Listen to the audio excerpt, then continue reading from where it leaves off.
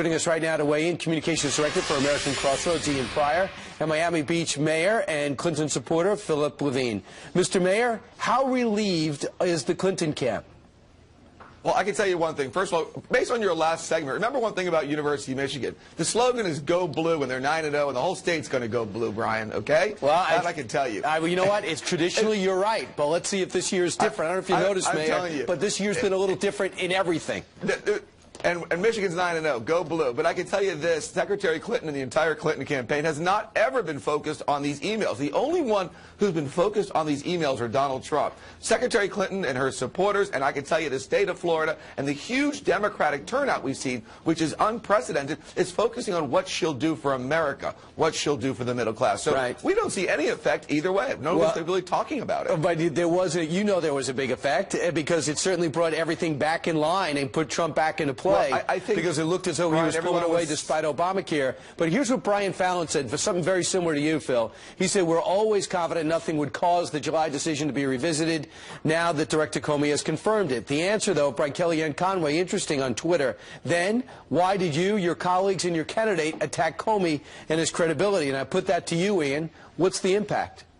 Well, I think it has a big impact. I mean, for the past 9 days, it has brought the email issue back to light. And look, if you go back to July, after Comey's initial announcement, it took weeks for Hillary Clinton's poll numbers to recover. Having 2 days with this news, I don't really think there's many people in America that were waiting on this decision to tell them what to think about Hillary Clinton. I think the damage has been done. It's taken the spotlight off of Trump when he really needed to be out of the spotlight, and it's put it squarely back on Hillary Clinton's shoulders at the worst possible time. And remember in July, Phil, James Comey did say, I don't think anyone would prosecute this. However, she was extremely careless, but no reasonable prosecutor would press criminal charges. But when upon further review, that wasn't exactly the best press conference for Hillary Clinton. Brian, I can tell you what I hear in the street.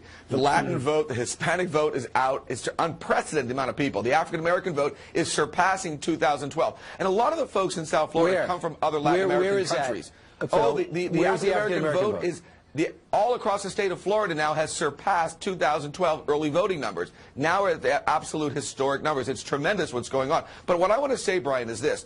A lot of the Latin folks, Hispanic folks from South Florida come from countries in South America. When they saw what FBI Director Comey did, it put a shiver through their spine. It reminded them of what happens in Latin America and why they left Latin America. It caused them to come out and vote even more for Secretary Clinton because they don't want to see law enforcement get involved in elections. So you compare James Comey's actions to something appointed by Barack Obama, who said that he had no political agenda just yesterday.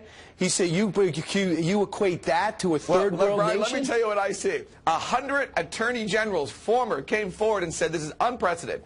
Like I said before, Comey is a good guy, made a very poor decision. Using a private service, also unprecedented, Ian.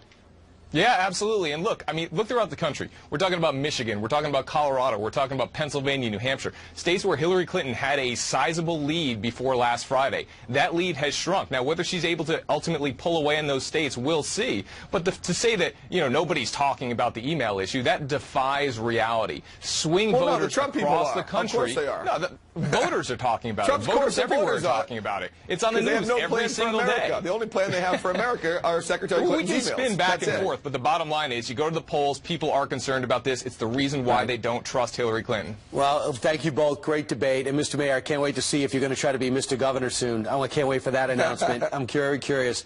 Thanks so much, guys, for showing up. Thank you. Thanks, Brian. All right, and for your insight.